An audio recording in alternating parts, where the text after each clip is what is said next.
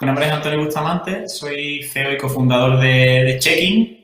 Checkin lo que hacemos es digitalizar la identificación, registro y acceso en alojamientos turísticos y somos una startup andaluza que nacimos hace un poco más de 2 años, en marzo del 2018, y desde que nacimos hasta hoy, pues hoy nos usan más de 12.000 alojamientos en todo el mundo, principalmente en Europa, y ya hemos registrado a más de 2 millones de personas.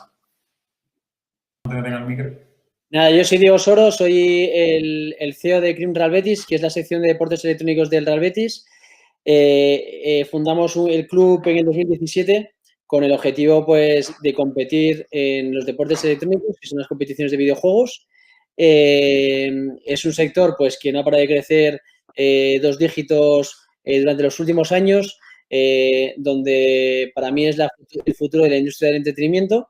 Igual que muchos equipos de deporte tradicional pues han ido entrando en este sector, pues este año pues cerramos un acuerdo de integración con el Real Betis para ser la sección de deportes electrónicos del club.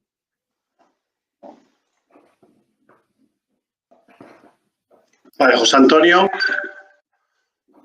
Parece, vamos a empezar, sobre todo porque los asistentes que tenemos no estén aquí esperando a que se resuelva el problema. Bueno, la idea es que durante la próxima hora tengáis los tres una conversación sobre, hablemos de experiencia de cliente, ¿no?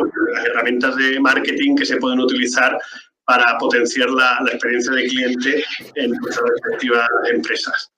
Así que, ¿Se escucha ahora? Sí, ahora sí. Antonio. Ok, bueno, perdonad, no sé, era bastante raro que se escucha así que nada, perfecto. Hago una intro rápida, ¿no? En mi caso, José Antonio Pérez, ¿no? Y socio y responsable general de Cover Manager. Cover Manager, al final, somos un software de gestión, tanto a día de hoy de reservas como de pedidos, que nos colocamos como ser el estándar en tecnología y hospitality para restaurantes, ¿no? El todo en uno en venta y en relación con los clientes. Actualmente, algo más de 3.500 restaurantes partners y principalmente focalizado en 6 mercados. 1 España y 5 más de Latinoamérica. Yo creo que con eso es suficiente. Muy bien, muchas gracias, José Antonio. Bueno, pues estábamos comentando antes de que te reincorporara que durante la próxima hora, pues la idea es que hablemos un poco sobre experiencia de cliente y sobre distintas herramientas que pueden ayudar pues a mejorar o a potenciar la experiencia de cliente en vuestras distintas empresas. Y yo sé, si os parece, para empezar, la primera pregunta que me gustaría lanzaros, puesto que vamos a hablar el resto de la tarde sobre experiencia de cliente, ¿qué entendéis vosotros por experiencia de cliente, por el concepto de experiencia de cliente? Bueno, pues yo en mi caso, como creo que siempre la típica frase de poner el cliente como el centro de todas las decisiones, creo que tiene mucho sentido. Y la experiencia de cliente es cómo percibe el cliente desde que conoce tu empresa hasta que hace uso del servicio y paga. Para mí sería la experiencia concreta. Entonces, la experiencia empieza desde que te conoce hasta que incluso lleva un tiempo contigo, por lo que conlleva todo el ciclo de vida del cliente. Y por eso es muy diferente identificar y diferenciar esos diferentes segmentos o momentos en la vida del cliente para saber aportarle el mayor valor cuando ese cliente lo necesita. Muy bien, Diego, en tu caso. En nuestro caso, el cliente siempre es el que paga y en nuestro caso, un club de deportes electrónicos, sobre todo, vive un 70% de las marcas, de los patrocinadores. Entonces, de ese modo, nuestro cliente sería un sponsor y la experiencia sería, la experiencia del cliente sería, pues, darle la notoriedad y ser un canal importante para ellos. Pero en nuestro caso hay otro agente que pasa en muchos otros negocios, que es el fan o un usuario que no paga, pero que sí que es una parte muy relevante del negocio, que en nuestro caso son todos los aficionados que nos siguen. Y la experiencia del cliente en este sentido sería doble. Una es de los aficionados y 2 de las marcas que pagan y al final de los clientes que pagan. Así que hay una doble vertiente ahí. Estupendo. Y José Antonio, en el caso de Cover Manager, ¿qué es lo que entendéis por experiencia de cliente? Sí, para nosotros, eso, de experiencia de cliente y marketing como tal, al ser un B2B, es decir, hacemos negocio con otras empresas, nos estamos destinados a un consumidor persona final. Nosotros el marketing lo definimos como en nuestra área de hospitality. Es decir, todo el presupuesto de marketing va ahí y desde marketing lo que hacemos, o sea, desde hospitality, orientado a ese marketing, lo que hacemos es definir precisamente lo que vamos a hablar ahora, ¿no? Es decir, marcar la experiencia de cliente para que sea lo mejor posible, ¿no? Para tener el mayor éxito de cliente. Hospitality para nosotros es el corazón, nos gusta ser cercanos y resolutivos y es el motor donde se empiezan a generar referencias, donde se generan leads, que son los que después los compañeros de sales convierten a ventas y vuelven a pasar de nuevo al área de hospitality para que siga el mismo círculo, ¿no? Es decir, es el customer success, que nosotros le llamamos realmente hospitality, y que no medimos el churn, es decir, los clientes que nos dejan, sino que lo que nosotros realmente medimos como KPI son los clientes que nos referencian a otros. Dentro, por ejemplo, de ese área de hospitality, bueno, está el programa de care, de cuidado del cliente, que nosotros le llamamos Cover with You, y realmente es toda esta parte, ¿no? Ser activa, es hacer ese marketing one-to-one, bueno, para que de alguna manera expriman y saquen las mayores ventajas, que obtengan los mayores beneficios de las soluciones que tenemos. Cuando eso se consigue, es cuando el cliente puede estar contento y cuando nos referencian a otros. Bien, y porque claro, estamos aquí hablando del cliente como si el cliente fuera una realidad tangible, cercana, inmediata, pero cuando estamos hablando de startups y de negocios digitales, ¿no? Pues el cliente a veces puede ser algo mucho más lejano, mucho más intangible. ¿Cómo hacéis vosotros para conocer mejor a vuestro cliente? Por saber cuál es vuestro cliente, cuáles son sus expectativas, sus necesidades. ¿Todo eso cómo lo manejáis? Pues yo creo que todo empieza hablando con el cliente, ¿no? Parece un poco obvio, pero yo creo que las startups, mucha de la gente que nos está escuchando estará empezando. Yo creo que tienes que marcar diferentes hitos, ¿no? El primer cliente, los 10 primeros, los 100, los 1000 y así. Entonces, esos primeros clientes son muy importantes el feedback que te dan. Entonces, nunca desconectarte de esa conversación con ellos porque al final todo se basa en una necesidad que tiene alguien y una solución que tú le das a esa necesidad y cómo iteras esa solución para proveerle el mayor valor para esa necesidad. Entonces, es hablando con ellos, no desconectando y tener muy cerca ese feedback, intentando también prometer algo que puedes dar y no venderle el cielo y después no poder cumplir con las expectativas que le has generado. En nuestro caso, voy a volver un poco al argumento que he puesto al principio porque nosotros como empresa somos un poco diferentes a los otros dos casos que hay, ¿no? Entonces, nuestro cliente como tal serían las marcas. Nosotros somos un canal donde llegamos a una audiencia muy importante, muy grande y además bastante targetizado, que es gente entre 15 y 35 años y que es nuestro fan y lo conocemos muy bien porque tenemos muy bien perfilado al target al que tenemos, lo conocemos por las redes sociales, etcétera, etcétera. Es muy digital la manera de cómo nosotros perfilamos a nuestro usuario, a nuestro fan. Entonces, esa parte la tenemos muy bien. Cuando hablamos con las marcas, sponsors, potenciales patrocinadores que quieren usarnos como canal para llegar a esa audiencia, básicamente sus necesidades no siempre son iguales. Y aquí depende un poco de la estrategia que quiere hacer cada uno. Hay marcas que buscan un branding, un awareness directamente para asociarse a un público más joven. Pues puede ser pues marcas que tradicionalmente pues se enfocan a un target más mayor y quieren hacer un posicionamiento. Puede ser un banco, por ejemplo, que hace servicios o una tarjeta para jóvenes y le interesan los esports para llegar ahí. O hay directamente otras marcas que buscan un performance 100% y que lo que quiere básicamente es convertir en leads pues todas sus acciones. Entonces, lo primero que hacemos es conocer un poco cuáles son las necesidades de la marca y en función de esto, pues hacer una estrategia que las hacemos para nuestros patrocinadores enfocado a encontrar los KPIs que ellos están buscando. Ahí hay dos maneras. Una es buscando leads, buscando ese tipo de KPIs mucho más tangibles de performance.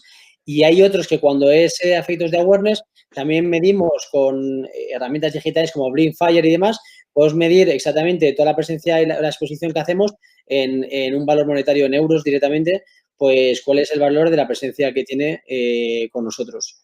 Así que es un poco cómo trabajamos desde el club. ¿Y en vuestro caso, José Antonio? Bueno, en nuestro caso, y solo por hacer una similitud, pero en mi caso incluso concreto, esta es la tercera compañía, ¿no? Y creo que posiblemente es la clave el haber aprendido a escuchar. Es decir, en las dos primeras aprendieron mucho durante el camino y el recorrido, pero si algo tenemos que señalar en esta en concreto es esa importancia de escuchar qué es lo que realmente necesitan, es lo que cambió la historia, ¿vale? Por decirlo así.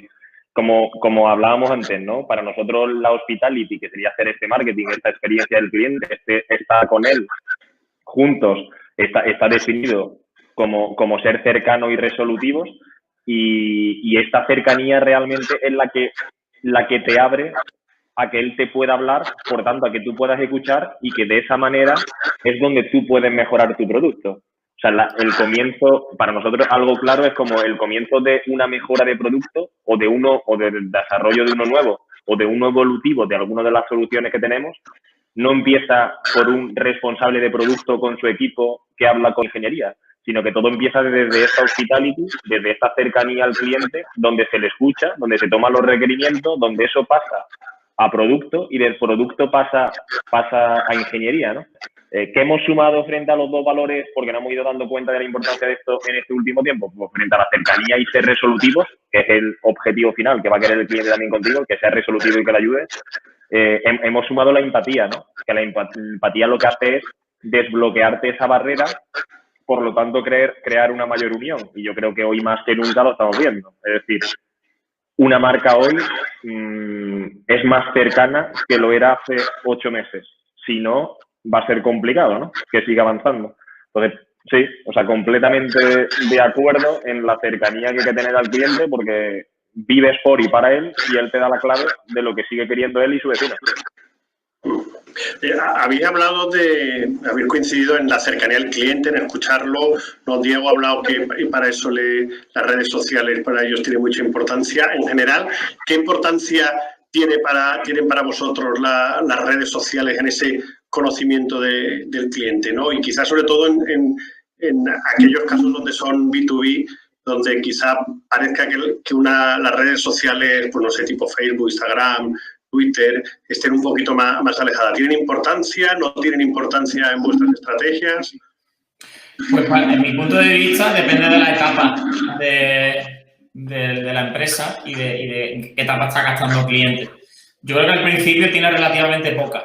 O sea, lo importante al principio es conseguir esas historias de éxito que tú puedas replicar y irte a vender a otros clientes y les digas, oye, mira, esta persona me usa, ha tenido estas ventajas conmigo y ahora puede replicar su experiencia con mi producto.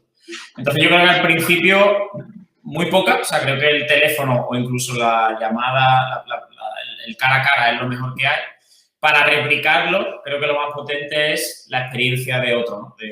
Al final, todo el mundo suele ser algo temeroso y ver que a alguien le ha ido bien es una muy buena forma de vender lo tuyo.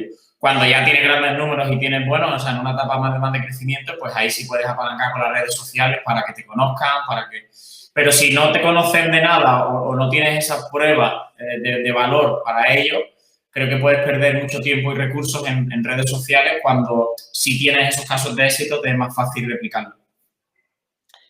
En nuestro caso, las redes sociales sí que son muy importantes. El canal de comunicación principal en los eSports son las redes sociales, tanto canales audiovisuales como de comunicación tipo Twitter y demás. Y nosotros al revés. Creo que los eSports son es un negocio muy digital que poco a poco se va a ir haciendo cada vez más presencial, que es el objetivo que tenemos de cada vez ir creando más experiencias en vivo y demás, pues como pasa en el deporte tradicional, pero a día de hoy tenemos la suerte también en gran parte que hay muchas grandes cosas que se pueden hacer de manera digital e incluso competiciones online, etcétera, etcétera. Entonces, en nuestro caso, el negocio es 95% digital. En nuestro caso, y al ser un B2B, en realidad, muy de acuerdo con Antonio. Es decir, son etapas, hay que marcar las etapas realmente como una continuidad, pero hay que ver que hay una diferenciación entre una etapa y la siguiente. Y en un principio, por volver a recalcar, o sea, nuestra hospitality estaba centrada en uno por uno. Es como mejor puedes conocer a tu cliente en concreto y cómo puedes desarrollar tu producto a día de hoy. Bueno, que ya se va creciendo y ya son 3.500 restaurantes los que utilizan nuestras soluciones cada día. Empezamos a dar el paso a poder hacer esa comunicación, esa hospitality de uno a muchos, ¿no? Es decir, esa comunicación mucho más abierta, donde lógicamente tienen más cabida, bueno, pues las redes sociales, ¿no? Pero sí que necesaria es, pero según la etapa o el momento en el que se encuentre la compañía. Quizás, y en nuestro caso concreto, si lo hubiéramos puesto muy desde el inicio, a lo mejor hubiéramos perdido el foco en saber realmente qué necesitaban esos clientes en concreto que te estaban pagando los primeros cientos o miles de euros que han podido hacer que llegues a la etapa 2, después a la etapa 3 y después a la etapa 4. Entonces, es ese cambio de dar esa hospitality o de estar al lado del cliente de uno en uno, que lo tiene mucho más controlado por sistemas de ticketing. Es decir, vas a responder por email, vas a responder por teléfono, pero es mucho más el control individual, que sí que obtienes un feedback dejando que te valoren qué le pareció tu atención cuando te pidieron que les ayudases con algo. Pero esa es una etapa inicial, después con el transcurso del tiempo y según vas cogiendo volumen, sí que es cuando nosotros apostamos por la comunicación del uno a muchos. ¿En un B2B puede funcionar al contrario? Pues posiblemente, pero en nuestro caso sí que consideramos importante el diferenciarlo en etapas, como Antonio decía, y el enfocarlo de esta manera. Muy bien, se me olvidó comentarlo antes, a todos los que estáis asistiendo al taller de esta tarde, podéis también pues, pasarnos vuestras preguntas a través del chat. Yo he habilitado el modo de preguntas y respuestas y yo me encargaré pues, de introducirlas también en el debate con nuestros 3 invitados de hoy. Estamos hablando mucho de feedback de cliente, de escuchar el cliente. ¿Sistematizáis de alguna manera el feedback que recibís de estos clientes o esa información la gestionáis de manera más artesanal? Yo mi recomendación es que se cree un sistema para recogerla, ya que ese feedback debe recaer no solo en el soporte o en la persona de ventas, sino en la parte de producto, en la parte de estrategia, o sea, en diferentes áreas de marketing. Entonces, creo que un error que yo cometí en el pasado era no crear un sistema que semanalmente o mensualmente lo recogiéramos y procesáramos esa información. Entonces, mi recomendación es que se cree ese sistema y de forma repetitiva y programada, pues se haga ese esfuerzo también por parte de la empresa hacia el cliente a pedir ese feedback. O sea, tiene que ser algo, tiene que estar como dentro del sistema el pedir ese feedback y el pedir cómo se mejora y tener esas reuniones en persona o llamadas. Entonces, sí, mi recomendación es que se cree un sistema, un proceso y se priorice desde cómo pedir esa información hasta cómo procesarla, el proceso entero. Nosotros no lo tenemos protocolizado de esa manera, pero las redes sociales son un sensor muy claro de cómo van las cosas y lo que opina la gente sobre nosotros. Entonces, básicamente, nosotros lo que hacemos es leer los comentarios y las cosas que nos dicen los fans y demás para entender un poquito mejor, pues cuál es la opinión que tienen de las cosas que hacemos. Así que ese es nuestro sensor fundamental. Sí, en nuestro caso es principal tener esa visión de cliente a nivel global de compañía, es decir, no entendemos tampoco a lo mejor por qué ingeniería tiene que tener cada día ni siquiera las puertas cerradas, es decir, todo el equipo en conjunto tiene que estar conociendo perfectamente lo que opina el cliente, porque tan importante es poder medir como que muchos puntos de vista puedan también estar escuchando una misma conversación o un mismo diálogo, porque después aporta el entender qué es lo que no han querido decir, ¿no? Entonces, la visión global de compañía tiene que ser única y tiene que ser de cliente, no puede estar cerrada, eso es importante. El medir, por supuesto, desde pedir el feedback, sencillamente al responderle un email, haciéndole una nueva configuración o a una duda que tenía, que realmente te diga si sí o si no, pero llevado, si le gustó o no le gustó y fue cercano y fue resolutivo, ¿no? Pero realmente hasta el nivel de producto que realmente se tiene que considerar importante. El peso, empezar a sumar pesos para ver qué nuevas funcionalidades desarrollar o cómo avanzar en alguna de ellas, al final tiene que estar igualmente por haber escuchado, ¿no? Es decir, tú sumas más 1, más 1, más 1, más 2, más 7, según los pesos, y así es como tiene que estar la orientación de la compañía bajo nuestro entender, ¿no? Para seguir enfocándote a ese cliente, ¿no? que esto también, cuidado, es como el cliente es el rey, pero no cada cliente es el rey, sino el cliente en su conjunto es el rey. Como también te vayas a hacer exactamente lo que cada uno necesita o quiere, entonces a lo mejor no estás construyendo un producto, estás haciendo una consultora que lo que estás haciendo es proyectos a medida, entonces no está mal, pero tiene que saber qué es lo que quiere. Sí, yo resaltaría eso porque en el momento que te centras en algo, sobre todo que es una startup que normalmente necesita el dinero, necesita los fondos y quiere cerrar clientes, muchas veces supeditas tu idea o tu visión por un proyecto paralelo que te sale, ¿no? Y como decía José Antonio, es normal, es natural, pero muchas veces tienes que tener la consistencia de decir, no, esto no, porque esto no va a ser replicable y no forma parte de mi producto. Otra cosa es que te digan algo que tenga sentido para el 60% de tus usuarios y es una funcionalidad que le puedes añadir.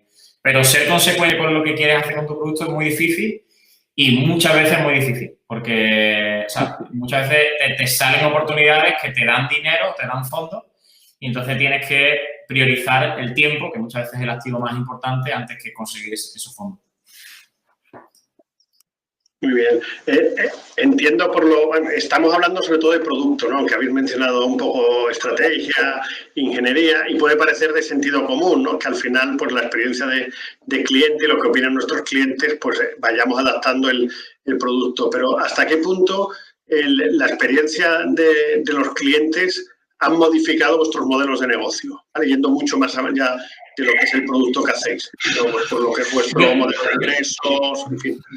Yo diría que a todos los niveles, o sea, desde cómo marcas el precio a cómo comunicas tu mensaje, cómo llegas hacia ellos. O sea, si todos tus clientes te dicen que te han conocido por el boca a boca, pues tendrás que enfatizar, meter más recursos en el boca a boca. Si la gente te dice que no entiende bien tu propuesta de valor en la web, pues tendrás que cambiar la web o lo mismo con el precio. Entonces, yo creo que al final uno tiene una idea, pero que aquí nadie es adivino, ¿no? Sino que tiene que saber que el cliente, como decía José Antonio, en un conjunto tiene la razón, pero en un conjunto, e intentar captar eso y aplicarlo a todas las partes del negocio. Entonces, y después hay veces que quizás tú ves que tienes tú más la razón del feedback que te pueden dar, ¿no? Entonces, estas son situaciones arriesgadas que tú te la juegas un poco, pero que entiendes que por ahí es donde debe ir el mercado. Entonces, ya esas son decisiones estratégicas, pero sin duda el cliente tiene que ayudarte a tomar las decisiones en todas las áreas del negocio.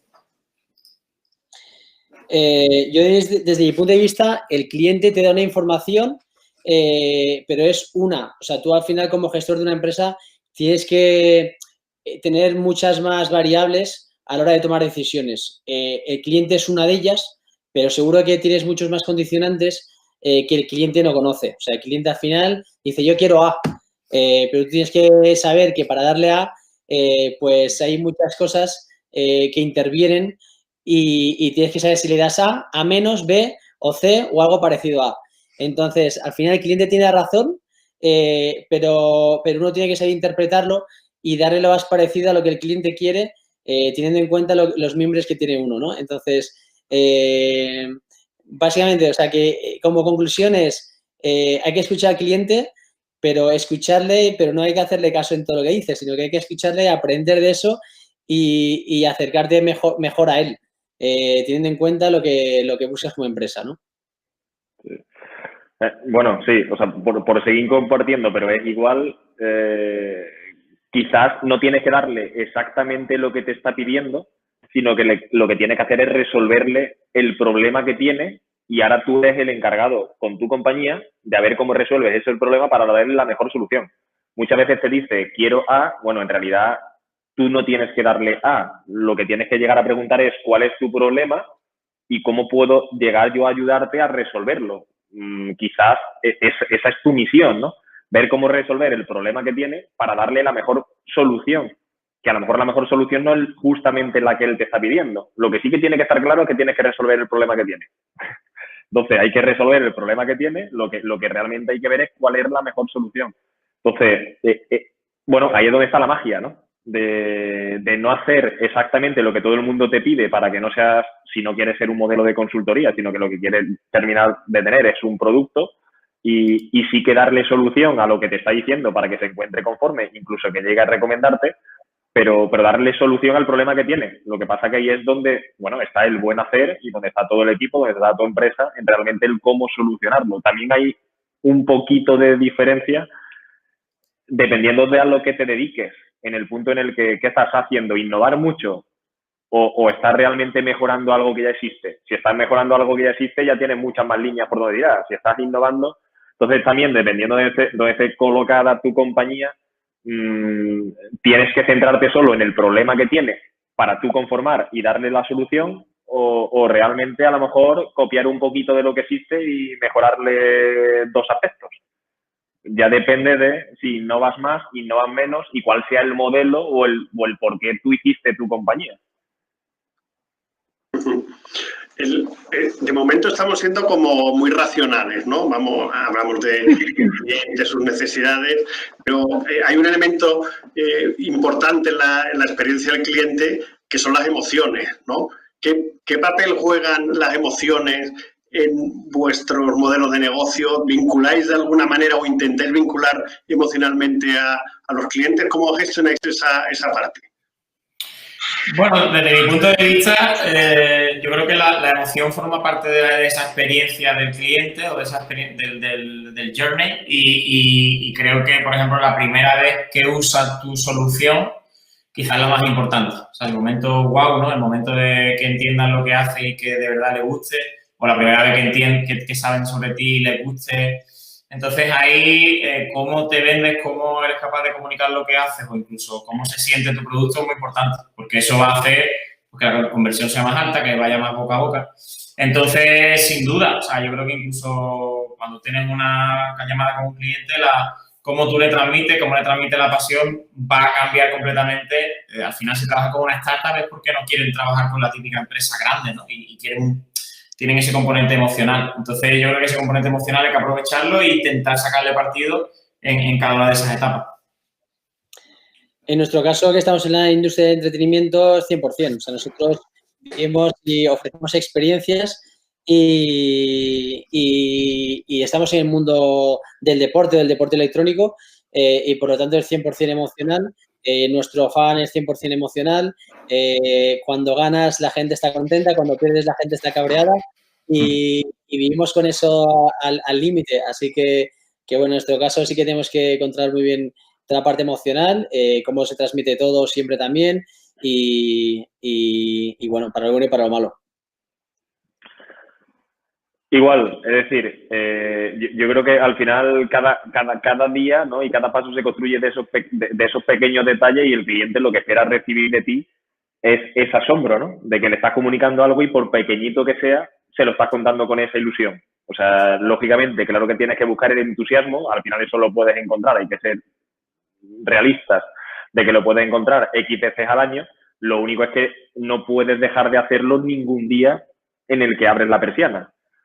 Yo creo que ahí en lo que estaba preguntando Joaquín sí que interviene bastante cómo se encuentra tu equipo. Es decir, dependiendo de cómo esté tu equipo, ese marketing, ese tu comunicar, ese dar tu la hospitality a tu cliente, va a ser realmente lo que tú transmitas. Transmite esa empatía, transmite esa estar cercano, transmite ese sorprenderle, transmite esa alegría. Entonces, yo creo que ahí parte mucho de cómo se crea el equipo interno para lo que es mucho más intangible, porque eso es lo que después realmente le vas a dar a tus clientes. Todo esto siempre del punto de vista nuestro, en el caso concreto que hacemos un B2B, ¿vale? Cuando hablamos de un B2C y directamente a un consumer, a lo mejor tiene otra vía. Pero en un B2B, al final lo que hace y lo que transmites cada día, lógicamente tienes que buscar en la sorpresa, o sea, ese entusiasmo, ese te estoy ayudando. Y además de que sale desde el equipo interno, yo creo que algo principal, y que nosotros hemos ido descubriendo también en el paso del tiempo, es que como se transmite en Andalucía, se transmite en pocas partes de España, ¿vale? Entonces, esto parece que no, pero es otro valor así intangible que las empresas quizás del sur, por como somos y de abiertos, desde esas vueltas que le da a la cabeza, que te sale más innovación, que te puede salir más creatividad, que son todo lo que puede mover en el marketing un poquito más de B2C, de consumer, pero no esa creatividad y esa innovación, sino todas esas maneras de ser, de entusiasmo, de alegría, de felicidad, de poder estar al lado, eso, como acá en el sur, no se transmite de otra manera. Entonces, en un B2B, realmente es bastante importante. Muy bien, gracias. Bueno, voy a volver otra vez de lo intangible a lo tangible, ¿no? Porque a lo mejor alguno de los que nos está viendo puede pensar, bueno, el taller se llama Herramientas de Marketing y aquí me están hablando de generalidades, de cosas que incluso yo ya sabía, pero yo quiero saber cosas más concretas. ¿Utilizáis en vuestras empresas algún tipo de herramientas en relación con la experiencia del cliente? Estoy pensando en herramientas de visualización, en software de experiencia de cliente, software colaborativo. Un poco hay que... Sí, en nuestro caso depende de la etapa del funnel. Pues para la primera parte usamos pues, Google Analytics, toda la parte de visitas, después para la conversión también con los call to action que tengamos en la web. Después para la parte de uso del producto en sí usamos Mixpanel, que yo creo que hay varias como esa, pero funciona bastante bien. Y después ya para ese soporte o el Customer Success usamos Intercom. Entonces, un poco y después tenemos el típico CRM para llevar todas las comunicaciones con todas las oportunidades, los posibles clientes. Entonces, todo ese stack, todo ese monto de herramientas, cómo las comunica y cómo las hace, es bastante importante. Hay muchísimo, entonces te puedes perder un poco en la cantidad de cosas que hay. Mi recomendación es que empieces muy sencillo, o sea, como si empiezas con un Excel, pero que nunca pierdas el control. O sea, que muchas veces hay un momento que pierdes el control porque escala muy rápido, que es un buen problema que tener, pero después eso, arreglarlo es muy difícil. Entonces, siempre intentar ir en función del ritmo que lleve tu empresa. En nuestro caso, como somos una empresa un poco atípica a la empresa tradicional, diría que la herramienta que usamos, que nos sirve mejor medir este tipo de cosas, es Blinkfire, que es la que usamos. Blinkfire es una herramienta donde nos permite medir todas las interacciones en redes sociales. Nosotros cuando hacemos una campaña pues para una marca, viene una marca determinada y nos propone hacer una acción, nosotros esa acción la podemos hacer en canales digitales y con Blinkfire hacemos las mediciones en redes del propio club o redes de jugadores, creadores de contenido, etcétera, etcétera. Nosotros hacemos una medición de impactos y eso se valora en euros y al final le hacemos un reporte a la marca y decimos, pues mira, esto que hemos hecho ha costado, ha tenido un valor de 5.000 euros o 10.000 euros, lo que sea. Y es una manera de mostrar a la marca, pues de una manera tangible, lo intangible. Es decir, una acción determinada en redes sociales que puede ser algo un poco intangible, pues una manera de mostrar en euros cuál es el impacto de esa acción determinada. Y eso, la herramienta que usamos y que usan muchos clubes es Blinkfire para eso. En nuestro caso, bueno, a nivel de ventas, lógicamente, si tuviera que decir las principales herramientas de relación con el cliente, a nivel de venta, un CRM, existe multitud. Lo principal ahí es que el que se ponga se use, que parece fácil, pero muchas veces después se desecha y se tira para un Excel. Eso es lo que nunca puede ocurrir. Entonces, un CRM y relación con los clientes, ahí en un CRM también pones appointments y tú sabes las acciones que tienes que hacer cada día, eso ya las funcionalidades que cada uno tenga, pero a nivel de sales, de ventas, un CRM, a nivel de hospitality se utiliza un software de gestión de tickets que está conectado al teléfono, es decir, cada llamada entra un ticket de que está llamando ese número de teléfono, ya sabes realmente quién es, puedes dar un servicio desde que descuelgas mucho mejor porque sabes quién te está llamando y después anota lo que ese cliente ha necesitado, ha querido, si ha estado resuelto o no y con unas valoraciones que le ponemos, ¿no? Eso a nivel de hospitality, uno segundo que se usa en hospitality para no el ser pasivos, es decir, lo que recibes por llamada o por email pasa igual por ese sistema de tickets, tanto la llamada por email, no en ese sistema pasivo, sino en otro más activo, que sería el programa este de Cover With You, que decíamos que es un care, que es ser activo con el cliente. Bueno, pues se utiliza Intercom. Al final, oye, pues este cliente empezó con nosotros el día 8 de noviembre, pues un mes después le vamos a hacer el envío de esta campaña, que es un poquito cuidarle de si está haciendo buen uso de las funcionalidades principales. 3 meses después envía otro email, 4 meses después envía otro email. Es decir, envío de emails automatizados, pero están muy personalizados dependiendo del tiempo que lleva el cliente con nosotros y eso está apoyado finalmente por llamadas directamente, ¿no? Pero son los dos software que se usan en Hospitality. Y a nivel de producto igual, es decir, se descargan la aplicación nuestra para usar en una tablet o en un móvil y tú tienes que llegar a saber si de 1000 descargas al final se logueó, es decir, puso su usuario y su contraseña a los 1000, o hubo 150 que no. Y desde ese punto, a saber si utilizan más una funcionalidad o utilizan otra, o si algo que tú creías que era la leche, al final nadie le está dando ni a ese botón porque no saben ni qué es cliqueable, ¿no? Entonces, a nivel de producto es exactamente igual, tienes que tener todo un control de qué está pasando con el uso que hacen de tus soluciones. Muy bien. Bueno, con todo esto que estamos hablando, de esas herramientas, estas técnicas, esta forma de trabajar, ¿nos podéis contar algún caso de éxito, alguna buena práctica, algo que hayan hecho vuestras empresas, evidentemente respetando la confidencialidad, no hace falta que deis nombres, de lo que realmente os hayáis sentido orgullosos, que habéis dicho, ole, o sea, esto es lo que tenemos que hacer, así es como se hacen las cosas? Bueno, yo diría así cosas concretas. Creo que nosotros hicimos bien al principio. Por ejemplo, cuando empezó el proyecto, llamábamos a toda la gente que se registraba y le hacíamos 5 o 7 preguntas que a lo mejor en un libro, ¿no?, te diría que no lo hagas porque económicamente no tiene sentido, porque te gastas mucho dinero, porque no es escalable y tal.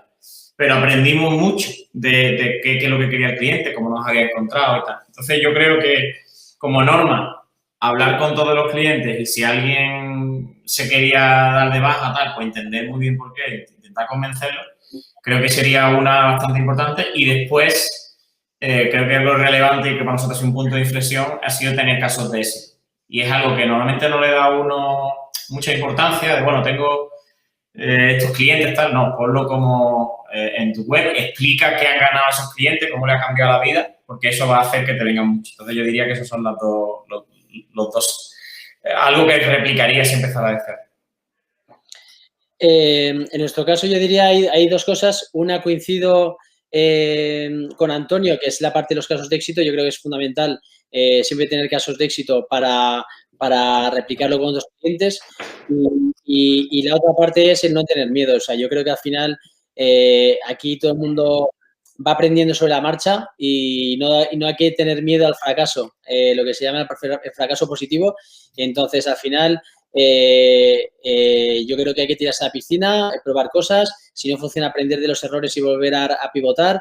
Y es el día a día. Nosotros hemos aprendido muchas cosas, pero seguro que seguiremos aprendiendo porque es un aprendizaje constante encima de un sector que no para de crecer y de cambiar. Entonces, ¿cómo hacemos las cosas ahora?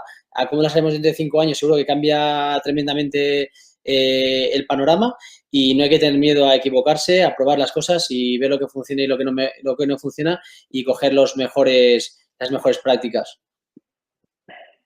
En nuestro caso nos encanta dar la bienvenida. Es decir, después del onboarding, que es la implantación al final es configurar el sistema y después enseñarte, es decir, hacer una formación. Se configura y se forma, es el onboarding. Pero tenemos un proceso de welcome pack, que es la bienvenida, que lo hacemos una semana después, donde preguntamos que cómo le está yendo. Después de esa primera semana, le damos la bienvenida y siempre nos guardamos 1 o 2 tips para decirle de cosas que no le hemos contado en ese onboarding inicial, bueno, para que se vuelva a llevar esa frescura. Creemos que es principal, lo que ahora estamos empezando a hacer incluso es dar un siguiente paso, es decir, estamos empezando a clasificar a todos los clientes dentro de estos algo más, en el entorno de 3.500, de cómo clasificarlos, si es con una C, si es con 2 Cs, si es con 3 Cs, para que se pueda hacer mucho más personalizado todo el proceso en el global que estamos hablando aquí este rato. Es decir, cuando ya empiezas a tener un cierto volumen, lo que tienes que hacer es más que nunca personalizar para darle a cada tipología de cliente, nunca a cada cliente concreto, porque entonces volvemos a la conversación de antes, pero ya no, que el cliente no sea único. A lo mejor ya lo tienes que dividir en 3 segmentos. Pues dividiéndolo en 3, orientarte para darle lo mejor posible o lo que más puede necesitar cada uno. Pero algo que nos guste es decirle hello, gracias por venir, porque cuanto más se lo digas, más ingresos estás teniendo en la caja. Entonces, eso es de alegrarse todo el mundo.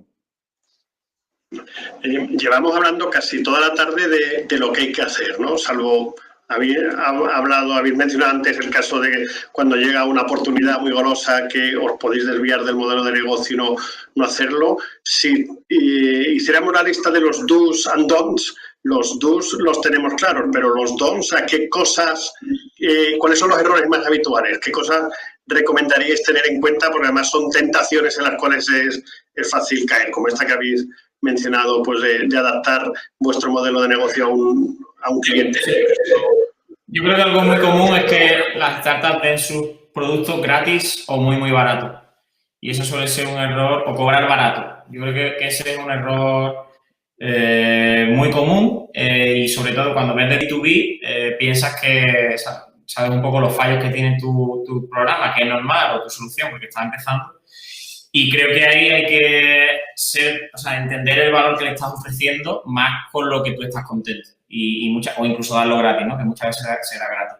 Eso creo que es algo muy común. Y después creo que ser muy consecuente con tus valores, ¿no? O sea, si tú no sobreprometer algo que no vayas a dar, no engañar con cualquier cosa, o sea, y muchas veces por cerrar a algún cliente pues puedes tener la tentación de hacerlo. Entonces yo diría que esos son los dos errores que puede ser fácil que hagas y que yo recomendaría tenerlo claro de nunca hacerlo y ser consecuente de, oye, pues este es el precio mínimo que tengo y estos son mis economics que hacen que tenga sentido el negocio y después hay unas líneas que nunca voy a cruzar y eso es lo que me va a dar la posibilidad de estar mucho tiempo haciendo este negocio. Yo diría, yo soy empresario en serie, he montado varias empresas y consejo para una startup sobre todo es hacer caso a la gente que ya ha pasado por experiencias parecidas, ¿vale? O sea, el emprendedor tiende mucho a escuchar, sí, pero normalmente tú crees que las cosas no van a ocurrir como te dicen. O sea, suele ocurrir que tú le dices, oye, pues esto es lo que quiero hacer y te dan feedback y normalmente tú, pues como estás en tu mundo, pues crees que eso nunca va a ocurrir.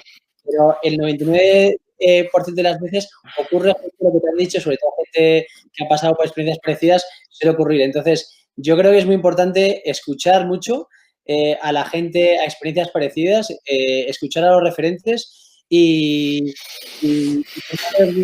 más que al cliente, te diría yo que sobre todo lo importante es escuchar mucho a otros emprendedores que hayan pasado por experiencias parecidas, porque creo que ese feedback vale su peso en oro y intentar darle la importancia justa a eso. Sí, en nuestro caso igual, a ver, lo que no se deben de hacer es que son muchas cosas. Lo que pasa es que también a la misma vez tienes que hacerlas para darte cuenta que eso no se debe de hacer. Pero realmente no hay que cometer errores. Estoy completamente de acuerdo con Antonio. Es decir, tú quieres facturar 10.000 euros, necesitas tener 350 clientes a 30 euros o tener 70 a 150, ¿vale? Si te vas a dejar tu vida, y además esto es anímico porque tiene que pasar mes tras mes, dale valor a lo que tienes y si realmente estás aportando valor, se puede llegar a pagar una mensualidad de 150 euros y con 60 clientes tienes 10.000 de facturación al mes. Si no, necesitas tener 350 a 30 euros, que después parece que es algo que tenemos en la cabeza que existimos, bueno, muchos millones de personas en el mundo y que todo el mundo podría comprar y unos números de que te compran 10.000 tampoco es tanto. Y entonces, bueno, pues 30 euros por 10.000 sale un número. Bueno, llegar a conseguir 10.000 por 30 euros, eso es muy complicado.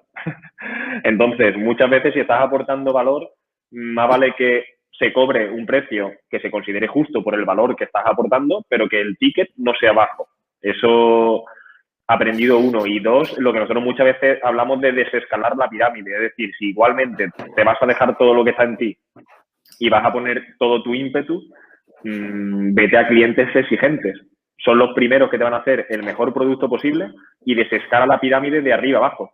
Vas a tener mucha menos masa de clientes, número de clientes arriba, pero te van a hacer al nivel de exigencia a cualquier área de compañía muy alto, que después, según lo desescales, bueno, es donde puede venir mucho más el oro, ¿no? Vas a llegar a una masa mucho más grande. Pero empezar a dejarlo por unir las dos cosas, empezar la pirámide a escalarla desde abajo, es decir, con un nivel de exigencia no alto, y encima como empieza desde abajo, dejándolo casi gratis, eso puede llevar a fracasar casi seguro. Bueno, yo lo he vivido. Eso, yo no estoy tan de acuerdo. Tengo que decir que yo no estoy tan de acuerdo, para llevar un poco a la contraria, y se contrapone un poco con la filosofía muy de Lean Startup, ¿vale? Y yo también lo he vivido eso y es, oye, intenta hacer un producto mínimo viable, sal, no te gastes un dineral porque seguro que lo primero que haces no vale para nada. Y es lo que suele ocurrir. Entonces, tú vas aprendiendo por el camino, tú haces un producto mínimo viable, sales al mercado, tendrás el feedback, te darás 40 leñazos de los clientes, de no sé qué, y sobre eso irás pivotando, irás mejorando, irás construyendo el producto. Lo que suele ocurrir cuando haces una inversión grande en un producto que crees que va a ser la leche, al final da mil problemas porque el feedback del mercado generalmente es, pues tienes que hacer cambios y has hecho una inversión grande que luego tienes que acabar modificando. Entonces, a mí me gusta mucho el modelo mucho más lean startup. Es, oye, empezamos por un producto mínimo viable, salimos al mercado, aunque tenga el 20% del 100% que yo quiero construir, el 20%, y sobre eso voy construyendo. Y creo mucho más en esa filosofía. Para llevar la contraria un poco a José Antonio y entrar un poco en debate. Yo aprovechando lo que acaba de comentar Diego, ¿os ha pasado alguna vez que no es que el producto no lo quisiera el cliente, sino que el producto fuera bueno, pero os diréis cuenta que os habéis equivocado del cliente, que estáis ofreciendo el producto erróneo a vuestro cliente y que la solución no era cambiar el producto, sino cambiar de cliente? ¿Eso os ha pasado alguna vez? ¿O si el producto no funciona, no es un problema del cliente, sino en el 90% de las veces es un problema del producto?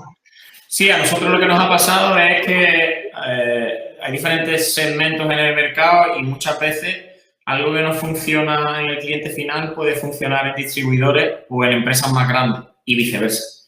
Entonces, yo creo que cuando alguien está ofreciendo una solución, es bueno que entienda todos los diferentes players que hay en ese mercado y a nosotros nos ha pasado eso, que estamos vendiendo algo al cliente, al usuario final y después llegaron distribuidores que estaban muy interesados o otras empresas de software y incluso las primeras veces nosotros decíamos, no, nosotros no tenemos este tipo de negocio, cuando ellos nos estaban pidiendo eso y representaba una gran oportunidad. Entonces, sí, yo creo que muchas veces el product market fit, ¿no? Es porque tengas un fit con el mercado y muchas veces esa solución, esa necesidad la van a solucionar más yendo a un tipo de cliente diferente del que pensábamos originalmente. Yo para mí eso, por eso la importancia de llegar al mercado, porque tú cuando estás en un modelo de concepción y le cuentas un producto a amigos, a potenciales consumidores y demás, a todo el mundo le gusta generalmente, oye, pues me encanta tal, no sé qué, pero el mercado es lo que te pone realmente si la gente paga por ello. Entonces, por eso, para mí, o sea, hay una primera fase que es, oye, esto me gusta tal, ¿tú pagarías por eso? Sí, la verdad que me encanta, no sé qué. Pero cuando te enfrentas al mercado de verdad, o sea, haces un producto y lo tienes que vender, ahí es cuando te das cuenta de lo que funciona y lo que no funciona y si la gente paga de verdad que no paga por eso. Entonces, yo creo que esa penetración en el mercado lo antes posible es importante para realmente tener un feedback verdadero de las cosas. El de antes sirve generalmente de poco. José Antonio, no se te oye. Estás como al principio.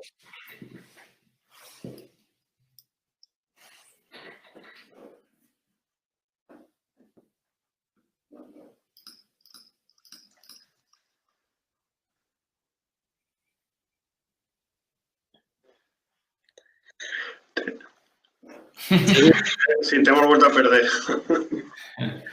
Le lleva la contraria y para no entrar en debate... Se ha buscado. Bueno, mientras esperamos que José Antonio se reconecte, yo vuelvo a animar a todos los asistentes a que nos planteéis o que les planteéis a través del chat las preguntas que queráis, que yo me encargo de trasladárselas a ellos. ¿Ahora se escucha? Ahora perfectamente.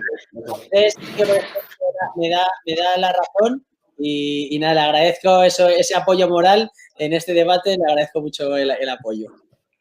Así ya José Antonio tiene menos valor de replicarme algo aquí ahora mismo. Total.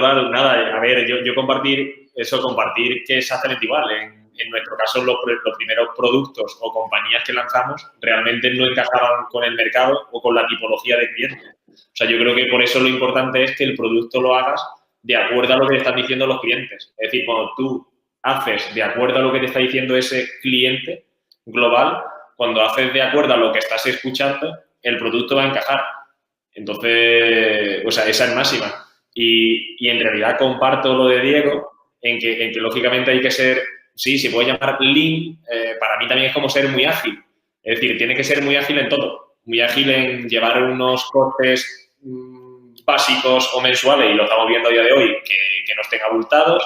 Tienes que ser ágil en lanzar productos rápido, tienes que ser ágil en saber escuchar para poder girar rápido.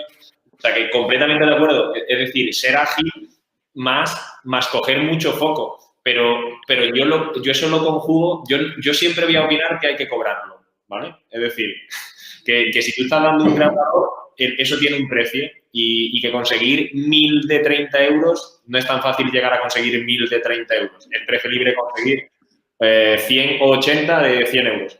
Pero, bueno, por la experiencia nuestra vivida, sí que es verdad que yo creo que el ser ágil o ese ser muy lean hay que unirlo en encontrar realmente el pain, el dolor, el problema que el cliente tiene. Cuando tú encuentras realmente dónde está el fondo del todo, el problema real, ahí se paga. Entonces, hay que encontrar el dolor que sea muy fuerte y cuando tú encuentras el dolor que es muy fuerte, construyes la solución y de la manera más ágil posible. Pero por rápida que se lance, si el problema y el dolor está encontrado y realmente es dolor como tal, como cuando vamos al médico y estamos un poco más críticos. Nadie se piensa ir, cueste lo que cueste la hora de consulta. Entonces, es una analogía, pero una realidad. En torno a eso, hay que ser ágil, pero encontrando el pain perfecto. Cuando tú encuentras el pain perfecto y eres ágil, lanza cuanto antes y cóbralo bien. Y a partir de ahí, sigue construyendo, ¿no? Pero... bueno, al final es lo que nosotros le llamamos esos clientes exigentes. ¿Por qué son exigentes? Hostia, porque tienen un dolor en algo que tú has podido adivinar grande. ¿Y qué quieren? Pues no tener el dolor y sacarle una rentabilidad mucho más alta a lo que hacen. Si tú le ofreces soluciones para mejorar la rentabilidad en algo que no te den cómodo, o sea, eso pasa, ¿no? Entonces, pero completamente de acuerdo. O sea, yo creo que, y fíjate, Diego, o sea, si yo tengo que hacer un transcurso de las 3 compañías, en la primera se lanzó el producto en 1 año y 3 meses. Lo desaconsejo a todo el mundo, por favor, que nadie lo haga. En el segundo se lanzó en 9 meses. En el tercero se vendía en un PowerPoint como que ya estaba en la calle y todavía no estaba ni desarrollado. Se desarrollaba por la noche lo que se había vendido durante el día. Es decir, se había lanzado el producto, no llegaba a 3. Es algo que se te queda grabado a fuego y completamente de acuerdo en que hay que ser ágiles y el producto que esté en la calle cuanto antes. Pero que hayas encontrado ese pain y que sea muy fuertecito. Cuanto más fuertecito, más se paga. Cuanto más se pague, posiblemente mejor te va a ir. Me preguntan aquí por el chat que si vuestras empresas utilizan herramientas de mejora de la experiencia de cliente a nivel visual. No sé bien a qué se refiere eso, si estilo Mixpanel, o sea, a nivel de usabilidad, que nosotros lo podamos analizar de manera visual. No sé, si es así, sí. Si no lo entiendo bien. No sé si mis compañeros a lo mejor lo ven de otra manera. Yo no entiendo muy bien a qué se refiere. Herramientas de mejora de experiencia de cliente a nivel visual. O sea, no sé qué tipo de herramientas se refiere. Como decía, nosotros en toda la parte de medición de acciones que hacemos, las hacemos con Brainfire y podemos sacar visualmente, pues, medir todas las mediciones que hacemos del engagement de las acciones y demás, pero no sé si se refiere a otra cosa. Me imagino que, vamos, estoy suponiendo, ¿no? Pero que lo que estarán pensando es que si, pues, para todo el tema del mapeo del Customer Journey, si utilicéis algún tipo de herramienta visual para plasmarlo. Vale, imagino que irá por ahí. Hacerlo. Yo uso Mixpanel. Diagramas de flujo, ese tipo de cosas. Sí, o sea, eso, no mucho más que aportar. O sea, nosotros también utilizamos Mixpanel y una que no recuerdo, que también es específica para aplicaciones que se suben en los markets, pero no recuerdo el nombre. Bueno, sí, perdón. No, que decía que nosotros no somos un SaaS ni nada de eso, pues no tiene sentido ese tipo de herramientas en nuestro negocio. Vale. Bueno, vamos a poner un poco el foco en el interior de la empresa, ¿vale? Porque claro, estamos hablando del cliente, es algo de fuera, pero cada vez más vemos que se habla también del employer experience, ¿no? De la experiencia de empleado como complemento del customer experience. ¿Vosotros hasta qué punto creéis esa reputación vuestra como empleadores, como empleadores, como empresa, esa marca de empleador os permite atraer talento, os permite luego mejorar la experiencia de cliente? ¿Tiene relación directa? ¿Tiene relación pero es algo más indirecto? Yo creo que en cualquier startup el equipo es la parte esencial del éxito. Entonces, en todos los niveles, tanto para reclutar talentos nuevos como para que esos trabajadores transmitan al cliente o al producto o a cualquier función que hagan cómo se siente con el proyecto, ¿no? De la energía que tengan y la ilusión. Entonces, yo creo que una startup es fundamental que todas las personas y cada persona, o sea, una de las claves que muchas veces es muy difícil es contratar bien en el sentido de no equivocarte, ¿no? Y eso muchas veces es prácticamente azar, porque es muy difícil conocer a alguien 4, 5, 6 reuniones y después ver. Entonces, desde mi punto de vista es fundamental y creo que hay que dedicarle mucho tiempo a que la persona que entra tenga el fit adecuado, porque eso te va a repercutir en que venga gente nueva, en que la empresa vaya mejor, en que culturalmente todo esté mejor. Y quizá para mí es la parte más difícil de la empresa. O sea, que como te digo una cosa, te digo que es la parte que quizá es donde creo que hay más margen de mejora y donde quizá las startups, por ser proyectos que la gente se ilusiona con el proyecto, pues también tienen una ventaja competitiva con referente a las grandes empresas. En nuestro caso es muy relevante. Te diría que, o sea, nosotros realmente no es una startup digital como tal, no es una startup de internet. Nosotros lo que hacemos es hacer a jugadores profesionales para competiciones de videojuegos. La parte reputacional es fundamental porque nosotros vivimos del talento, ¿vale? Al final nosotros en las ligas competimos con 2 clubes y si hay un jugador muy bueno, pues lo queremos nosotros y lo quieren otros. Y siempre hay, pues, una negociación 100% sobre quién ficha a los mejores jugadores. Entonces, además del dinero, que siempre está ahí, el salario que le vas a pagar y demás, hay un intangible ahí que si tú has hecho las cosas bien, eres profesional y demás, pues es un intangible muy importante para atraer al talento. Cuando un jugador tiene que decidir si va al club A o al club B, pues saber que el club A le va a tratar bien, tiene buenas experiencias, hay buena gente y demás, pues es fundamental. Entonces, para nosotros la parte reputacional a la hora de atraer el talento, te diría que es crítica, 100%. Sí. La empresa son personas. Lo más complicado realmente es los puntos o el talento y más complicado aún que los puntos sepan entenderse, ¿vale? Por mucho talento que tengas, igual que un equipo de fútbol. Pero sí, o sea, nosotros siempre hemos tenido una clave que es que en un principio solo tenía cabida en Cover buena gente. Ahora, de hace un tiempecito, ya es buena gente buena, ¿vale? Es decir, el buen adelante nunca se puede perder. Según el estadio de la empresa, se necesitan mejores profesionales a nivel de profesión, a nivel de experiencia, pero el buen adelante de la persona, es decir, el buen agente, eso nunca se debe perder. Y una frase que yo creo que es la que tenemos acá siempre por excelencia es como la fórmula es el 80% de amor y el 20% de exigencia positiva.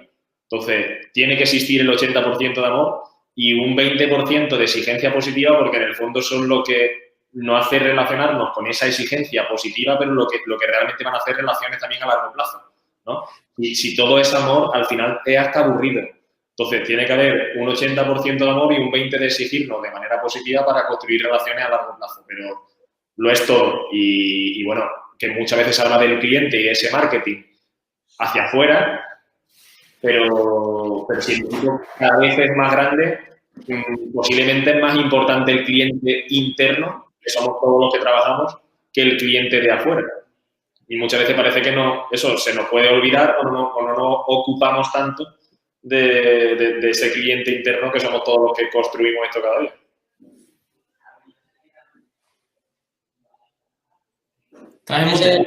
Micrófono. Perdón, tenía el micrófono apagado. Te estaba diciendo que vamos a ir ya terminando, salvo que haya alguna pregunta más por parte de los asistentes del chat. Yo quería preguntaros, así a modo de cierre, y es casi volver al principio, llevamos más de una hora hablando de Customer Experience y alguien nos puede decir, bueno, pero esto es muy antiguo. O sea, a mí de pequeñito me hablaban de la fidelización de clientes, ¿no? ¿Hay alguna diferencia entre la tradicional fidelización de clientes y lo que ahora venimos a llamar el Customer Experience? Yo diría que sí, es una muy grande, y es que ahora son a través de experiencias digitales, lo cual te da la capacidad a apalancar con herramientas digitales, pues que una persona no es capaz de atender o sea, no tiene por qué atender a 10 o a 20 para esa fidelización del cliente, a lo mejor ahora puede atender a 2.000. Entonces, esa es lo que te da la capacidad para que empresas, creo que Amazon, por ejemplo, tiene 1 millón de trabajadores y tiene 150 millones de clientes, ¿no? De Prime. Pues cada trabajador atiende a 150 personas y porque tiene mucha gente en desarrollo. Lo que quiero decir con esto es que lo que ha cambiado es el apalancamiento que ya tenemos con la tecnología, ¿no? Y la capacidad de que si tú haces bien algo, o sea, si tú creas un buen producto con un buen customer support que está automatizado y un health center y tal, te vas a evitar muchas llamadas de teléfono. Si lo haces mal, pues te van a llamar muchas veces porque el producto no funciona. Y esa la clave es que prepares bien todos los procesos y la tecnología. Esa es la principal diferenciación, que ahora puedes llegar a mucho más gente de manera más barata y si lo haces bien, pues puedes tener más posibilidades que antes que existiera esa tecnología. Yo diría que o sea, estoy de acuerdo, pero matizaría que la parte en lo bueno y en lo malo. Es decir, ahora el usuario tiene muchas alternativas al alcance de su mano. Es fácil, es mucho más volátil. Antes, pues, compraba alguien en un sitio y el cambio era mucho más complicado. Ahora mismo es muy difícil fidelizar realmente a un usuario. Es mucho más difícil, porque tiene muchas más opciones de manera muy sencilla.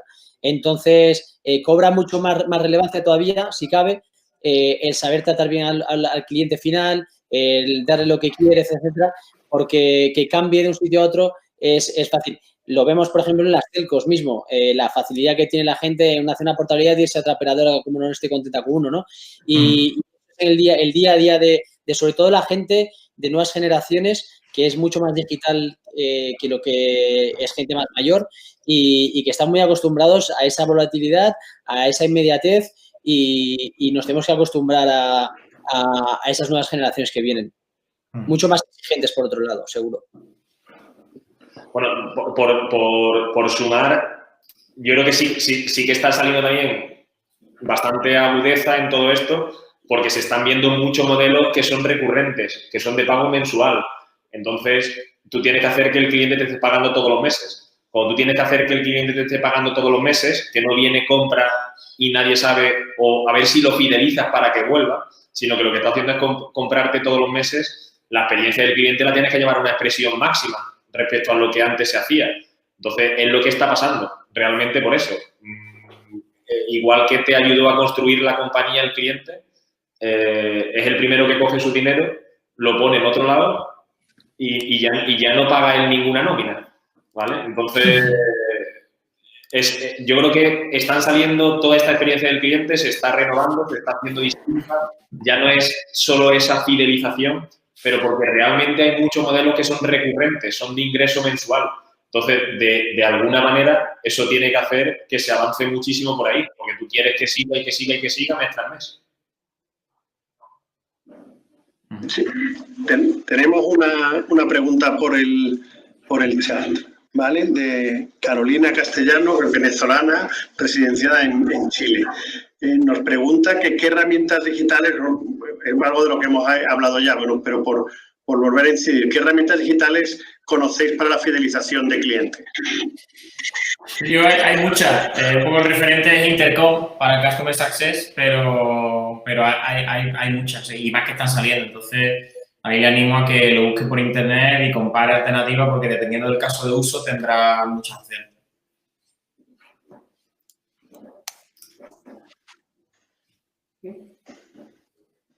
Vale, Bueno, pues yo por cerrar, os voy a pedir que vuestra última intervención, pues que a todas estas startups que nos están viendo, como se ha dicho al principio, pues todo esto forma parte del Startup Andalucía Roadshow, donde las startups andaluzas van a competir en una liga por ser las mejores. Entonces, a todos aquellos que están empezando ahora, ¿qué último consejo les daríais antes de terminar? Bueno, yo les diría que quizás nunca había un mejor momento para empezar un proyecto, aunque estemos en pandemia y aunque estemos en una situación tan complicada en muchos ámbitos de la vida. Creo que está habiendo una aceleración en el mundo hacia una economía digital, que entiendo que la mayoría de gente que está aquí está haciendo productos digitales, y aparte también se han eliminado las barreras geográficas, ¿no? Ahora pueden montar casi cualquier cosa para cualquier parte del mundo. Entonces, esas dos cosas a la vez creo que han pasado en un año y les animo que aunque estén en su casa o les cueste, pues que tienen el mundo delante de ellos y que se puede hacer de Andalucía o de cualquier parte del mundo y que sin duda es un buen momento para hacerlo. Yo daría dos consejos. El primero es, un poco vinculado a lo que dice Antonio, es siempre hay que poner las cosas en perspectiva. Cuando se dice qué mal estamos, no sé qué, oye, al final un montón de startups en España está en el mundo desarrollado y ha habido casos de éxito en el Banco de Ramen y otros en sitios en desarrollo con situaciones muy complicadas. Entonces, al final no dejamos de ser los privilegiados en el mundo, siempre se pueden hacer cosas y tenemos mejores condiciones imposible, ¿no? Entonces, había un vídeo de una niña que le preguntaban por la pandemia y decía, peor es estar muertos o no sé qué, algo así, decía que era muy gracioso. Pues algo parecido diría que yo qué sé, que creo que al final siempre es un buen momento en España para montar algo y sobre todo la segunda recomendación es que hay que ser valiente, ¿sabes? Emprender es un punto de inconsciencia y un punto de valentía y al final la experiencia siempre vale mucho y la vivencia también, ¿no? El que es emprendedor y lo tiene en la sangre, pues tiene que acabar haciéndolo y no conozco ningún emprendedor, absolutamente ninguno, y mira que llevo años, que me haya dicho que se haya arrepentido de montar algo. Entonces, creo que hay que ser valiente y no tener miedo tampoco al fracaso. Bueno, en mi caso, bueno, si algo se tuviera que recordar es que lo que es importante siempre es ir a tiempo. Ni llegar mucho antes, ni llegar ya pasado.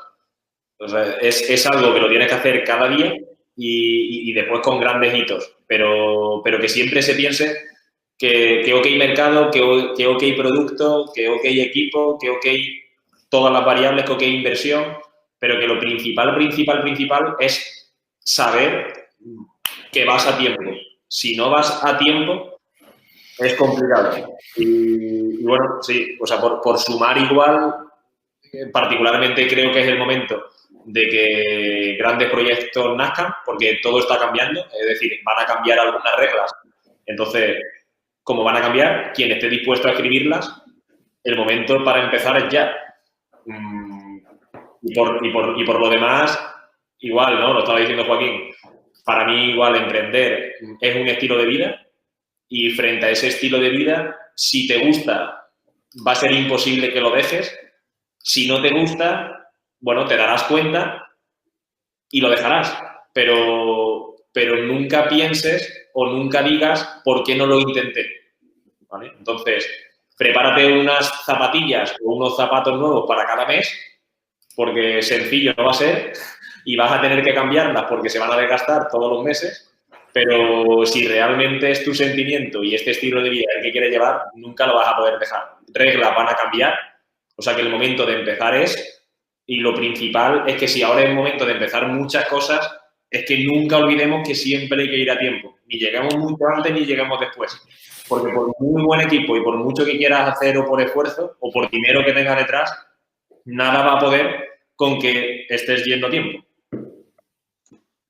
Muy bien, así que ya habéis oído, no dejéis para mañana lo que podáis hacer hoy. Yo antes de terminar y cerrar, dos recordatorios rápidos. Por un lado, mañana tenemos otro taller dentro de esta serie sobre compliance legal para ver todos los temas jurídicos, sobre todo hoy en día con la gestión de datos tan importante tenerlos en cuenta. Y también recordaros que ahora cuando finalicemos el taller os va a saltar una pantalla para que rellenéis una pequeña encuesta. Os prometo que son 20 segundos, ¿vale? Son 4 preguntas rápidas y fáciles de contestar y para nosotros es muy útil. Y hasta aquí hemos llegado, Antonio, Diego y José Antonio. Muchas gracias a los 3 por vuestro tiempo, por todo el conocimiento que habéis puesto a disposición de todas las empresas que nos han acompañado hoy. Y nada, hasta la próxima. Muy bien, muchísimas gracias. Gracias a todos. Hasta luego. Hasta luego. Adiós.